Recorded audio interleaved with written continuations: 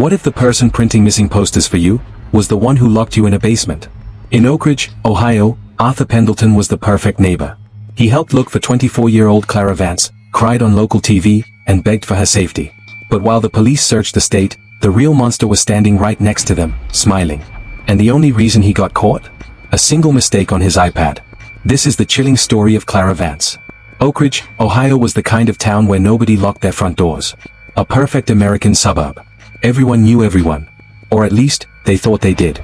On October 12, 2022, 24-year-old Clara Vance vanished from her bedroom without a trace.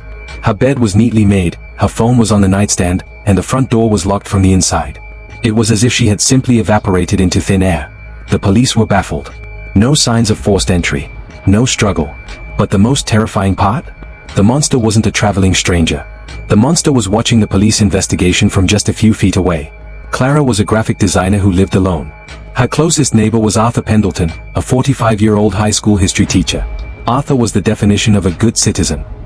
He helped the elderly with their groceries, hosted neighborhood barbecues, and even helped Clara fix her broken porch light just a week before she disappeared. When Clara went missing, Arthur was the first to organize a search party. He printed thousands of flyers out of his own pocket. He stood in front of local news cameras, tears in his eyes, begging for Clara's safe return. He told the detectives, "She was like a younger sister to me. I won't rest until we find her." 2 weeks passed. No body, no suspects. The case was going cold. Until a cyberforensics detective decided to check Clara's smart home router logs. They weren't looking for who came into the house, but what connected to her Wi-Fi. At exactly 3:14 a.m. on the night Clara disappeared, a strange device had connected to Clara's home Wi-Fi for just 4 to 5 seconds. The device name? Arthur's iPad. The detectives were shocked. Why would Arthur's iPad connect to Clara's Wi-Fi in the dead of night if he was asleep in his own house? They checked the signal strength in the logs. The connection didn't happen from next door. The device was inside Clara's living room. Armed with a search warrant, the FBI and local police raided Arthur's house. On the surface, it was spotless. But when they moved a heavy bookshelf in his basement, they found a hidden, soundproof door. Inside, detectives didn't find Clara, not yet. What they found was much more chilling. A wall covered in live security feeds from inside Clara's house.